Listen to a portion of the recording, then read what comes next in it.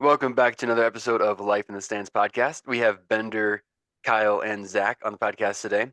Please like and subscribe. Thank you again for watching. And remember to follow us on Twitter at stands_life and TikTok and Spotify at Life in the Stands. We have a good episode teed up today. We're going to talk a lot about the NBA and what just happened with All-Star Weekend, as well as sort of some predictions for the rest of the season. Uh, Bender, why don't you start us right off? Let's talk a little bit about All-Star Weekend and just sort of your overall thoughts on how it went. Yeah, I feel like it continues to disappoint every year.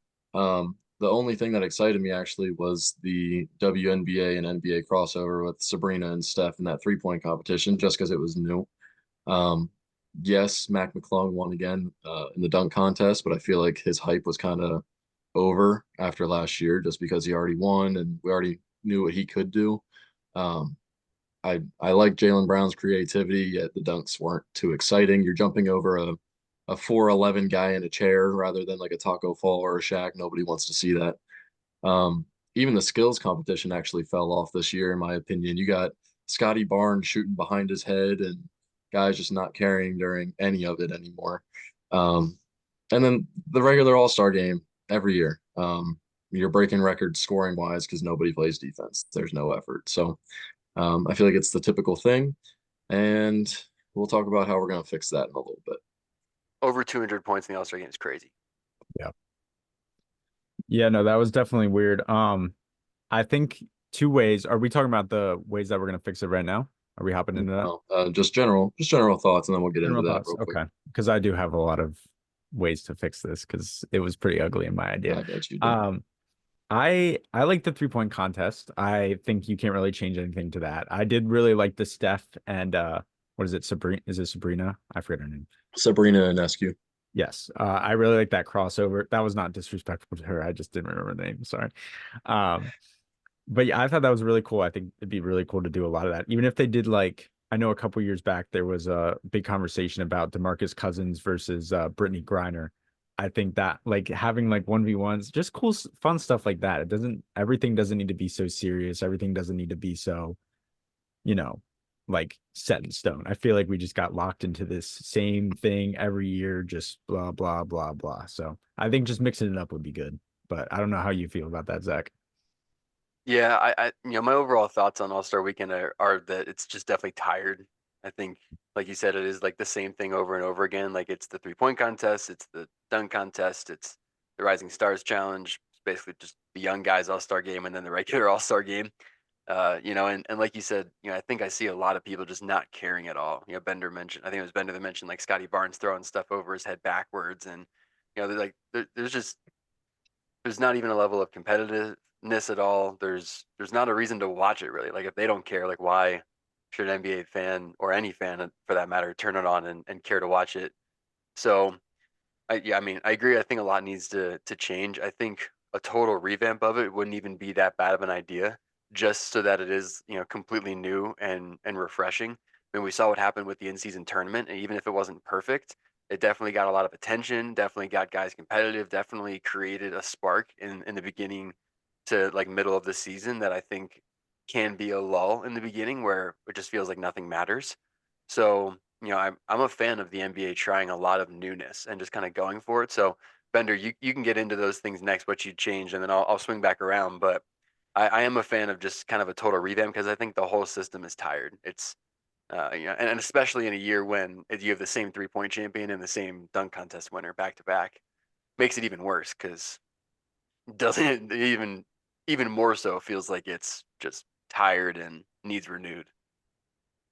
Yeah, so I think where you start is the building block that was given by Sabrina challenging Steph. I think you build on that and continue to do more crossovers, whether it is one-on-one or whatever you want to do. Like Kyle said, I would have loved to seen what like 8 years ago, DeMarcus Cousins and Brittany Griner go at it. That would have been cool.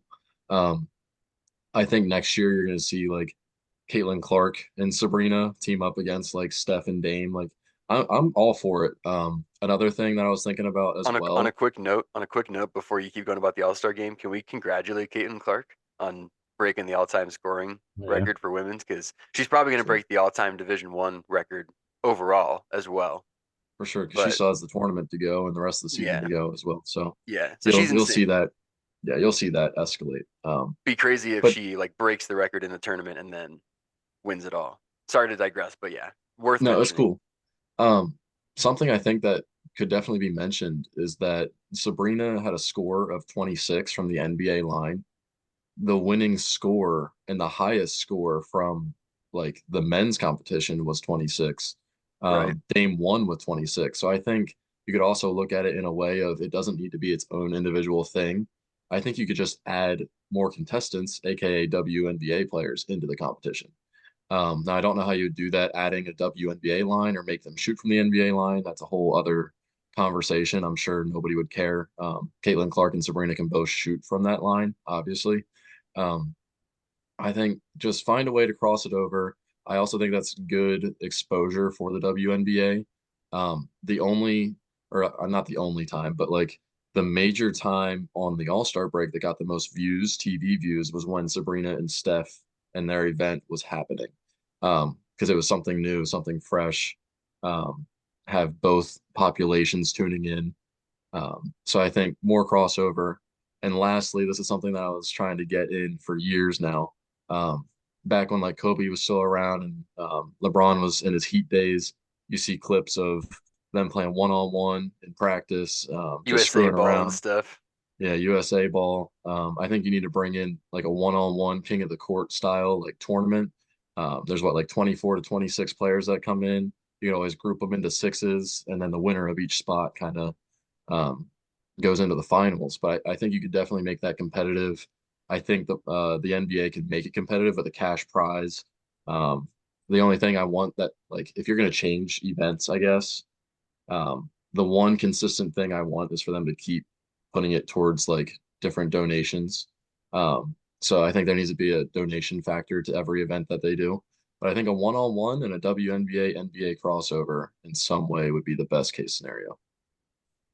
Yeah, definitely. To piggyback on like the money idea, the last time I remember a All-Star game being competitive was actually that 2020 season, when they first started like the donation thing, and they had like the two teams like sitting behind the baskets, and they had like Team LeBron, Team Giannis, and they were going hard at it. And so I think just adding like a bunch of money incentives and donation incentives could really help that. Another thing that I thought of, which I this probably won't happen, but I think it'd be really cool, is you do a Eastern Conference versus Western Conference like battle for the All-Star game, but the winner gets home court advantage in the finals. So I don't know how realistic that is, but it would at least give like people something Ooh. to play for, and like teams that, because every team on the Eastern Conference is going to want to win. Every team on the Western Conference is going to want to win, and it gives something like fans to watch. Because if your team's an Eastern Conference team, you're going to want them to win because you want possible finals advantage. So those are just two thoughts that I had. I don't know how realistic that is, but I think it's definitely a possibility. I like that idea a lot. Yeah, I like both those ideas. Honestly, the one-on-one tournament I think should definitely be a staple of All-Star Weekend. Some sort of king of the court with, maybe it's like the top 10 scorers or like the top 10 guys in points per game. They bring all those guys to All-Star Weekend, and it's a king of the court between those 10 guys, right? So you just see like some ridiculous one-on-one buckets. The three dribbles, all that stuff. I really love the idea of having it be, East West play for home court advantage. I think that's a really interesting way to do it. And like I mentioned earlier, it's one of those ideas that's fresh that would, I think get people to tune in just because it's new and unique, and we haven't Mhm. seen it before. So the motivation factor I think would definitely be high. I think to expand on the idea of like a one-on-one and the crossover WNBA to NBA, I think it'd be fun to see all different kinds of like mini games. And instead of spacing it out and having it be like its own individual thing, like just watching the dunk contest, and the dunk contest is its own scheduled thing. The 3-point contest is its own scheduled thing. They have the skills showdown and like all that kind of stuff. It's its own like event, and you have to tune in just to watch that event for like an hour or something. I think it'd be cooler if they did, the length of a regular NBA game, so 2.5, 3 hours or whatever. But then they have all those things lined up together, and maybe not all those things, but they could do, like a half court knockout game with WNBA and NBA players. They could do, 3-on-3 tournaments instead of just one-on-one.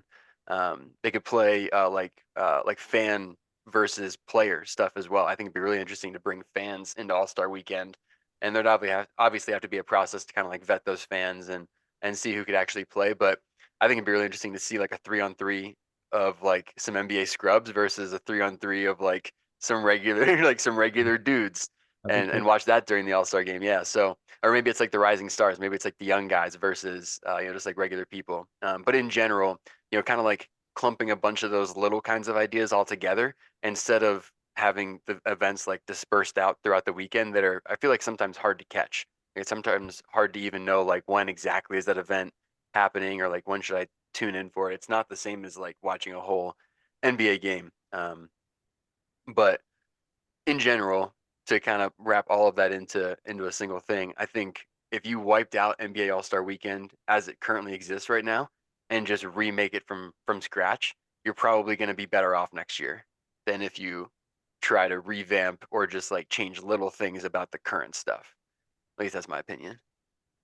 Yeah, I also think they could also do more like during the celebrity game time. Mm, I feel like that's kind of like a down day for most, but I also think you could squeeze in mini games at that time, whether it is Sabrina and Steph or the skills competition, whatever it is, like something that's like laid back a little bit. Nothing crazy, but also gives you something else to watch if you don't care for whatever celebrities are there. Um, because I know like I've stayed away from the celebrity game now ever since like what the last time I watched was when Kevin Hart was there. So that's been a while now. Um, so I think there's different ways you can tweak it, but I think you either need to move more, well, if you're going to add more to the celebrity day, or you need to keep the 3-point contest, keep the dunk contest, and then wipe out the skills challenge to make room. Because I like the idea of the skills challenge, but I don't think that's something that needs to be done every year. Because at the end of the day, some of that stuff seems like luck at times. Like there was a half court shot. Like, I don't know. Good for you if you make it. Good for you if you have Dame or Steph on your team, that kind of thing. But right. And wouldn't it there's be more different fun ways to to see do a half court knockout contest versus just a half court shot in the middle of a skills challenge? it. Yeah, something. Yeah. Let's move on. Unless anybody has other thoughts here. Since we Yeah. are talking about the All-Star break, we're always talking about who's going to come out of the All-Star break fresh, who's going to start slow, who's going to start fast. Let's actually start with you, Zach. Who do you think is going to start fast and surprise people coming out of the All-Star break? Yeah, I'm gonna go with a team that's like surprising but also not surprising, and I'm gonna say the Lakers because the Lakers have not had a great year up to this point, right? They've had ups and downs. They obviously played really well during the in-season tournament, and the Lakers feel like a team over the past couple of years that decides to only try when it gets to about 20 games left in the season, and that's when like LeBron and AD and like everyone starts to get healthy, and that team starts to gel a little bit. So I think that the Lakers are going to start to come on strong during the end of the season. I think they probably make a regular playoff spot and don't have to play a playing game. But even if they do play a playing game, I don't think anyone wants to see a Lakers 7 or 8 seed as the 1 or 2 in the West. The Lakers are always going to be a tough out in the first round. So I think they turn on to end the year after the All Star break in true LeBron and Laker fashion over the last couple of years. Um, but I see you both smirking. So either one of you thinks the same thing, or you both think I'm a complete idiot, and I'm kind of cool with either. Yeah, so I'm gonna go. Great minds think alike because I've always stuck with the Lakers. I never doubt them. One thing I find interesting that you said that I want to talk about real quick is that the Lakers not being in the play-in, which I agree, but I think that means they'll be a 6 seed, um, which then they'll end up playing an inexperienced Thunder or Timberwolves team more than likely, unless the Nuggets somehow fall to that spot by the end of the year. Nobody's pulled away with that conference, so anything can happen. But I think that goes well for the Lakers, whether it's home court advantage or not. I don't think they'll get it, but I don't think that'll matter playing a team like the T Wolves and the Thunder. Um, I do think those are two teams that are going to be like dominant to come here.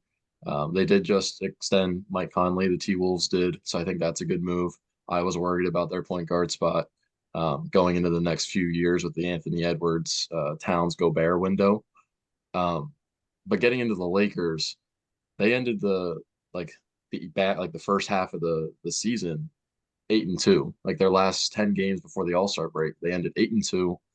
D'Lo found a rhythm, and I like the addition of Spencer Dinwiddie. I think that's a very underrated one.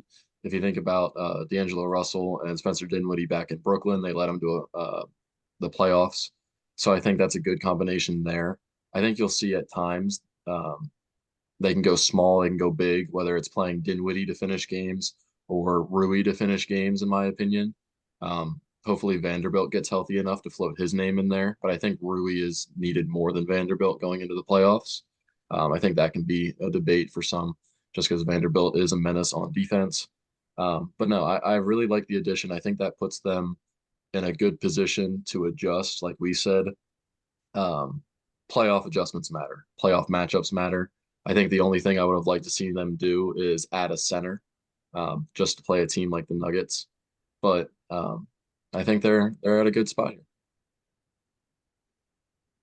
I'm actually gonna Kyle? say the opposite, just because I really dislike the Lakers. So I don't really have a reason, but He doesn't like their faces. I don't like their faces. I just don't.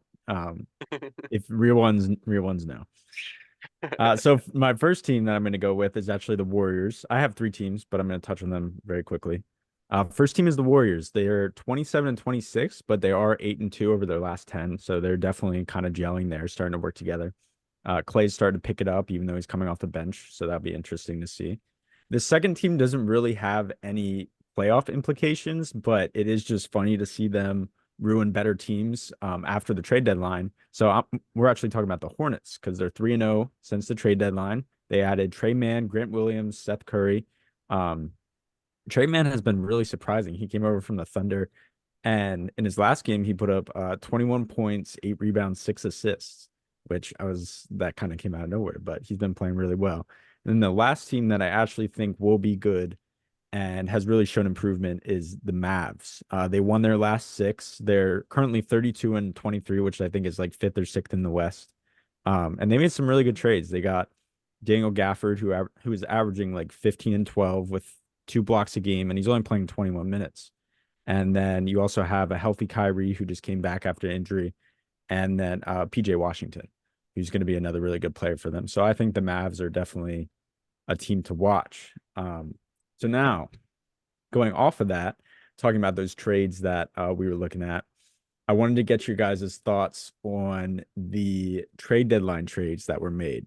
So first of all, Zach, I want to hear your grade. Well, we'll start with Zach, but I want to hear you guys' grades on the Bojan Bogdanovic, Alec Burks to the Knicks, and then the Pistons got Evan Fournier, Quentin Grimes, and 2 second-round picks. How are we thinking about that? Yeah, I like this trade. I think for the Knicks, you're trying to win now. So you're bringing in pieces that you either feel you don't have to wait to improve or develop, or don't quite fit the mold or are a little old for the core. So I like the trade for the Knicks. I think it adds some shooting to guys like add some 3-point shooting to guys like Julius Randle and Jalen Brunson, who are extremely effective in the mid range and off the dribble. So I think it makes a lot of sense. I mean, I'd give this like a B plus for the Knicks. And then if you're the Pistons, you pick up another young piece in Quentin Grimes and a couple of picks. For a team like the Pistons, young guys and picks are gold. You just want as many prospects, as many guys who can develop into something good, and as many picks as you can get. So, yeah, I feel like it's a good trade for them too. I'd probably say B plus all the way around. I'm going to say B plus for the Knicks, and I think that's just because they added depth going into the playoffs. Depth is needed for the playoffs, and they finally got some bench scoring. And I'll keep it simple for the Pistons. Long way to go, but I will give them a B. I'm a big fan of Quentin Grimes, and I think he'll be a great sixth man for them once they build that roster up. Okay, moving on. Kind of one that I touched on briefly. PJ Washington to the Mavericks, and then Charlotte Hornets got Grant Williams, Seth Curry, and a 2027 first-round pick. Bender, go ahead first on this one. Okay. Yeah, I think it's an A for the Thunder.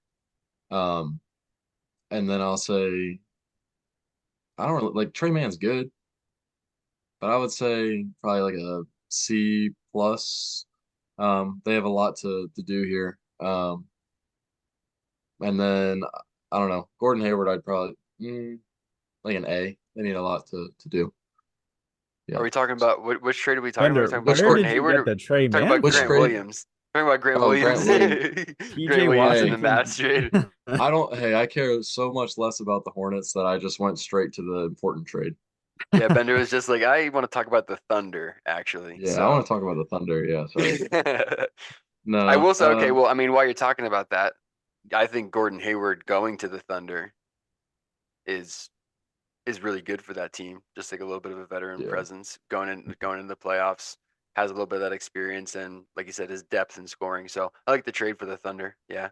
Do you Yeah, want to I'm talk not gonna. about the other? Yeah, the Yeah, I Mavs was gonna and say Hornets I trade. didn't catch all of what he said because he kind of glitched out a little bit. That's why I heard Hornets and I was like, only important trade, Trey Mann and Gordon Hayward. But no, Kyle just pulled a Lamar in the playoffs. He's good. Oh, He's that's back yeah, now. yeah, he yeah. did. It's The in my regular blood. season has started again. No, but Grant Williams, I don't really care for. I think he's overrated. He's just sticking on a roster. Um, Seth Curry continues to get passed around, so I don't think that's a big deal either. I'd just give that a C just because the Hornets also need to do a lot more. What But about PJ Washington, the Mavs? I'm gonna give that a B just because it gives them wing depth. Okay. Um, I don't know if he'll finish games, but I think he's important. Mhm. Just like Gafford's important for like backing up Lively. I don't know which one they'll start Oh, now because they're both oh, pretty good. keep So, jumping the gun, Bender. Relax. hey, Yeah, Bender just has so much NBA trade knowledge he wants to spew out to our listeners. But I think the the Mavericks trade for me, it feels like it was super rushed. Feels like they signed Grant Williams. They didn't know what to do because they're unhappy with him, and they were so unhappy with him that they let him walk out the door for I think something that's not up to the value that they gave away. Because even Seth Curry, if you package Seth Curry with Grant, like with the right package of assets, like Seth Curry can be a valuable trade piece, and I don't feel like PJ Washington gets you what Seth Curry gets you in terms of value there. So, I mean, I just feel like the trade is rushed. I feel like it's rushed, and it's because they were so unhappy with Grant Williams, and I feel like it's a little bit of like an amateur move by the Mavericks, to be honest. I I think the Mavs settled because there was a Kuzma Right. trade like that was basically going to go through until Kuzma said no. So Exactly. So I think they settled. I think they probably could have waited this out a little bit, and they just really wanted to get rid of Grant Williams. So, but then at the same time, I look at the Hornets and I'm like, I don't know if I love this for you either. I mean, you pick up Seth Curry, but he is older. Like, he doesn't really fit what the Hornets need right now, unless you're gonna package him right back out to get like picks and stuff again. But you didn't do that, so I don't understand from either perspective. To be honest, it just feels kind of pointless. I'm D. I'd give a D to both teams. That's rough. All right. So moving on to the next one. We kind of touched on this again. Thank you, Bender. you're welcome. Mavericks get Daniel Gafford and the Wizards get Rashawn Holmes. And I have draft compensation on here. I'm not exactly sure what that was. I don't even know if those details are out yet, but I'm guessing like a second round pick if I had to. Well, I will go first. I'm going to give the Mavs an A minus for this one just because I think he's a great fit for that team. With that said, I think the Wizards should have kept him, and I think it's terrible to not even see through his development because I think he had promise over there. Um, so I'm going to give them an F. I think they messed up. Yeah, I think the Wizards let go of Gafford way too easily. Gafford, this is gonna sound bad, but I don't mean it horribly. He reminds me of like Tristan Thompson in Cleveland with Kyrie. Just really consistent rebounder and rim protection, really good offensive rebounder, hustle guy. He's going to finish lobs for you. He's going to create extra possessions, and he's going to be in position, and he's going to set like 45 screens a game. Mhm. So, I think it's a perfect fit for Kyrie and Luca. I think the Mavs really struck gold with this one, which is why again it's so confusing why you just gave up on the Grant Williams trade. Why did you just Yeah, anyway? I think Anyway, but I I give it an A for the Mavericks. I think it's a great transition for the Mavericks who have been looking for like a very valuable center for years. I feel like they've been stuck with Dwight Powell for the last 5 years now. And no knock on him. I really like him. I feel like he's a four-man playing center in the NBA right now, and he just doesn't fit. Um, which I think he'll do well for their bench if they want to play him as a stretch five, because I don't think Gafford and Lively can shoot. So you might need to pull Joker out of the paint for a matchup like that. But no, I think it's a very great transition for the Mavs to go with athleticism and rim protection. And he'll even fit better now because of those two centers that are in place. So I think you're going to see other added benefits for the Mavericks other than just the players they add. It's going to make some of those other pieces fit together a little better too, I think. Yeah, I was gonna say that same thing, Benner. I feel like they've been hunting for center for 5 or 6 years now. They tried the Christian Wood experiment, that didn't work. They had just centers rotating through. Next trade. This is actually near and dear to us. Buddy Hield, 76ers. We sent away Marcus Morris and rest in peace for Korkmaz, even though he's finally free after the 5 years of requesting a trade. And then we also sent out 3 second-round picks. So, Zach, thoughts on this? I mean, I feel like a little bit of time passed after that trade, and we saw what Buddy Hield did to the Sixers offense, even without Joel Embiid in the lineup. So I'm just excited for the team to get healthy at this point. I'm not getting my hopes up too high for what this team will do in the playoffs or anything this year, just because I think it could take some time to gel. And I'm not confident Embiid is going to be healthy when he's back anyway. But I do think for future years, this is the Tobias Harris replacement. I think what the Sixers are seeing from Buddy Hield gives us the ammo to sign and trade Tobias Harris this offseason or do something to get some sort of value and watch Tobias walk out the door, because Buddy Hield can do everything that Tobias can do. And Tobias has improved a lot defensively, don't get me wrong, but we just got done paying him a 5-year, $180 million contract to average somewhere between 16 and 21 points a game and be somewhere between a third and fourth scorer. And if he's going to look for that kind of money again, which he rightfully should and probably can get on some team, I don't think the Sixers should pay him that. But if you want to sign and trade him, I think the Buddy Hield trade allows for that now. So I mean, I think it's a really good move for the Sixers. I think they get younger. I think it's forward looking a little bit. And they have all that cap room this offseason. They can sign a max player this offseason. So I like the move a lot for the Sixers. For the Pacers, I feel like I heard reports that he was unhappy there, or he's been looking for a trade. He's been looking for a trade. They didn't want to pay Right. him. So, Right. right. They don't want to pay him. So, I mean, he's been looking for that. So, I mean, that being said, makes sense for the Pacers to move off of him to try to get some sort of value. Probably could have done better than Korkmaz, but that's kind of Well, they here nor actually there. released him immediately, so I know, which is the funny part. That cap casualty just needed it for the contract, the money to work out. But I think, A- for the Sixers, and I'll go B for the Pacers, just because I think if the situation was different with him in Indiana, I mean, he's a valuable player, but the contract is what it is, and business I'm is a business. Yeah, I'm gonna start by giving the Sixers an A+ and the Pacers a C. Here's why. I think we're building our roster for years to come. I know we're kind of signing and trading guys as we go so far this year just to compete. Like there's always going to be that chance if you have a guy like Joel Embiid and first year All-Star and Maxey on your team, you still have a chance. I feel like the league is very wide open this year, so it makes sense to try and build like that. I don't think Buddy is the Tobias replacement, though. I think we'll extend him. But you mentioned all the cap space that we have. I think it's 55 million in cap space now. Now that we got rid of Daniel House as well in a trade, and that was just to free up extra money. I think we'll get a guy of like DeMar DeRozan's caliber, which is also another bucket getter. I think we'll look to get a guy like that on our team. And I'm just happy with the Buddy Hield trade in general. I feel like we got our JJ Redick back. We need that spread, like handoff, kick out, free ball option. I feel like we have a lot of shot creators, but not a lot of sharpshooters on our team. And I think sharpshooters fit well with a team building around Embiid. I'm grading the Pacers at a C just because I feel like this doesn't make any difference for their team. Losing Buddy makes sense, but they're a very deep team. So I don't think it really hurts or helps. yeah. Yeah, I think That's that's really good. interesting. Yeah. All right. So Bender already touched on this one when I apparently glitched out, which I was unaware of. The Oklahoma City Thunder got Gordon Hayward, and the Charlotte Hornets picked up Trey Mann, Davis Davis Bertans, who always used to cook us on the Wizards, and then draft compensation.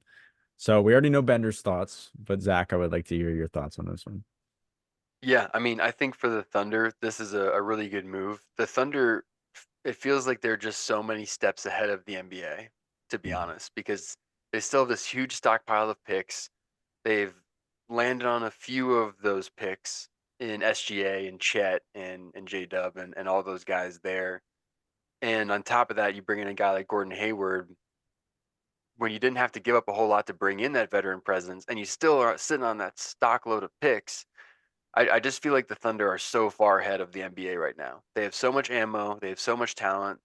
I no longer look at them as just kind of like the young team. They reminded me a little bit of like the Kings last year. And I Yeah, that's think they'll fair. make like a similar run. I bet they make like a similar run this year. But then I think that the back end, the organizational aspect of the Thunder and everything that they have stockpiled is much stronger than where the Kings are at, though. So I think that's going to be the difference in the rise of those two organizations over the next like 5 years or so. Because I mean, the Thunder have enough room to do any kind of trading that they want. You know, they can give up 5, 6 picks without a sweat to make deals happen and stuff. So I think they're in such a powerful position with a trade like this too. It just they feel so far ahead of the rest of the NBA. Like I guess I should like the trade it Kings, or grade it though. yeah, like the Kings team from last year, they are exceeding expectations, which is why I think they made a move like this, just to get a veteran in there to help in the Yeah, playoffs. I I'll give also the Thunder think, an A. yeah, I agree. I just agree with everything that they're doing. I think it's similar to what the Pacers are doing as well with the addition of Siakam. They exceeded expectations to start the year, made it far in the in-season tournament, and then made a big move thinking they could make a run in the playoffs. So I'll continue to compare those two teams just because they're gonna be around for a long time, I think. But I think it's a good move for them. Probably like a C plus ish for the Hornets. Trey Man's good. I want to see how consistent he can be. That's fair. That's fair. All right, now we're getting into the nitty gritty. Some trades that might not be super important, but could also be super important. We'll see. So the Toronto Raptors got Kelly Olynyk, who I think is a very underrated player, and then the Utah Jazz got Otto Porter Jr. And a first round pick, basically. So this is just kind of a pickup of Kelly Olynyk, but I'm interested to see how you guys would rate this. So Bender, we're going to start with you. Yeah, I think it's also another building team that looks really good for years to come with the RJ Barrett, Emmanuel quickly trade, getting rid of OG and Siakam and all those guys. I think Olynyk fits their mold of stretch bigs. You see Chris Boucher and all those guys there. Hurdle, who they signed and traded for last year. I think that team's just very young and also developing, but I think it's put guys like RJ Barrett in a good situation to succeed. Um, so I'm going to give this an A minus just because I think it's a very good building block. And I'm also going to give the Jazz an A minus. And here's why. I think a first round pick for them building is valuable, but they were stocked on pretty much nothing but big guys. So being able to get rid of one of them for a first round pick, I think is important. Yeah, I agree with that analysis for the Jazz. I think they really wanted to pick out of this, and being able to send one of their guys off for that first rounder is clutch for them. So I'll give the Jazz like a B plus. And then I think, in terms of the Raptors, they did kind of do a complete overhaul of their team, but Kelly Olynyk is going to be a good fit there. I think he's also scrappier on the glass and on defense than people give him credit for. You don't think of Kelly Olynyk and think immediately like, oh, like rim protection, but I do think, like he's good positionally. He's a solid NBA big guy. He's never like completely out of place, which for that Raptors team to pair that with the kind of defense that they're going to run on top of him being able to shoot the ball and fit that, Chris Boucher mold like you mentioned, I think is a good fit for the Raptors. So I'll give them a B plus as well. I'll give a B plus for both teams. Yeah, like Bender said, I think it's just a really good trade to open up the door for Walker Kessler, who was really good towards the end of last year, but then just kind of fell down the depth chart for no reason. But he's been balling out recently, so that's someone to definitely watch. Next one, you gotta love the Celtics getting getting their good trades off. So this is the Celtics getting Xavier Tillman for Lamar Stevens. The Grizzlies get Lamar Stevens and 2 second-round picks in 2027 and 2030. So, Zach, thoughts on this? Yeah, I mean, this feels like it's one that's definitely around the edges a little bit.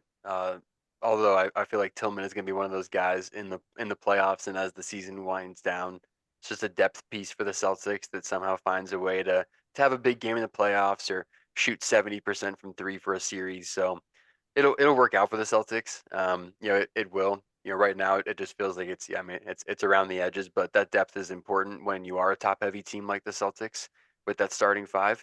So I'll give it I'll give both teams a C plus just because I think it's one of those ancillary trades that's like maybe this will make an impact. Mhm. Yeah, I'm gonna give both teams a B minus. I think that depth piece for the Celtics means a lot more than people think, just because after the Drew Holiday trade, they got rid of a lot of their depth. Um, but I will say it's a B minus as well for the Grizzlies because I think those 2 second-round picks can be flipped eventually. And I just think their team is still in the middle of a rebuild around Desmond Bane and John Morant. Um, I know Jaren Jackson's still there, but I feel like they still need a lot of help. I know that team looks a lot different when John Morant plays, but I still think they need a lot of help. Yeah, definitely. All right, so last one. Um, this is another Sixers trade. The Sixers traded away Patrick Beverly to the Bucks, and then got in return Cam Payne and a 2027 second-round pick. So, Bender, thoughts? I'm gonna say B minus for the Sixers just because I've always been a fan of Cam Payne. I think he's a bucket getter, and I think you can't go wrong with that as a backup point guard. Um, Pat Bev going to the Bucks, I don't think will make a difference as much. I know he's kind of their missing defender or like defending piece at the guard position, um, but I don't think he'll finish games. Like, yeah, he can be used at times, but I don't think he's important enough to finish games. He definitely wasn't going to be that way with us. I just think it's better fits for both sides. Mhm. Um, I'm going to give the Yeah. Bucks a C plus on that. Yeah, I think this one like kind of makes sense. It does make me sad to see Pat Bev go, but I think we talked about this a little earlier, the idea that the Sixers are kind of trying to build for the future while also like trying to remain competitive. So I think campaign fits that. I'll go B plus for both teams because I think Pat Bev will make a difference in those matchups just to get on some people, extra fouls in the playoffs, all those kinds of things. But thanks again, everyone, for tuning in and listening. Remember to follow us on Twitter at stands_life and TikTok and Spotify at Life in the Stands. Please like and subscribe. Thanks again for watching, and we'll see you next time.